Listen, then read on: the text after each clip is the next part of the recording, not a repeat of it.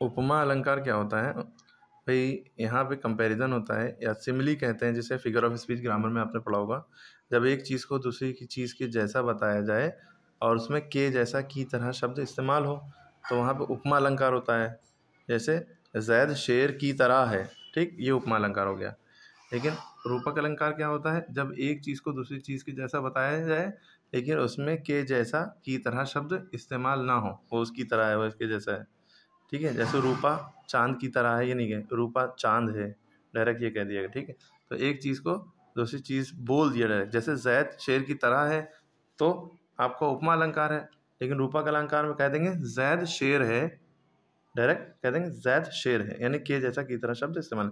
ये आसान शब्दों में हो गया इसका मतलब, और इसे मेटाफर कहते हैं, ठीक, सिमिली और मेटाफर। अब देखिए, आप वो भी लिख सकते हैं जो हमने बोला, जब टफ नहीं लिखना है। और अगर आप ये भी लिख सकते हैं, ये भी बहुत ईजी है, जब किसी व्यक्ति यानी इंसान या वस्तु यानी चीज़ की तुलना किसी दूसरे व्यक्ति या वस्तु से की जाती है, यानी कंपैरिजन एक इंसान का दूसरे इंसान से किया जाए या एक चीज़ का किसी दूसरी चीज़ से किया जाए, तो उसे उपमा अलंकार कहते हैं, खाली कंपैरिजन करने को ही। इसके 4 अंग होते हैं, इनके नाम याद रखना है।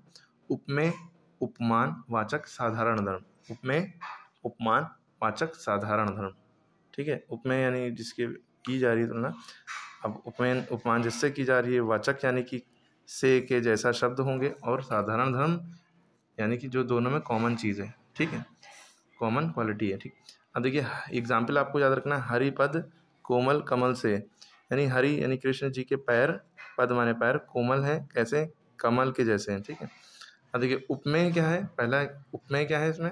हरिपद, किसकी बात हो रही है, किसको कंपैरिजन करना है? हरि के पैर को, ठीक है। उपमान क्या है? कमल, वाचक से मतलब उनकी उपमान यानी किससे की जा रही है?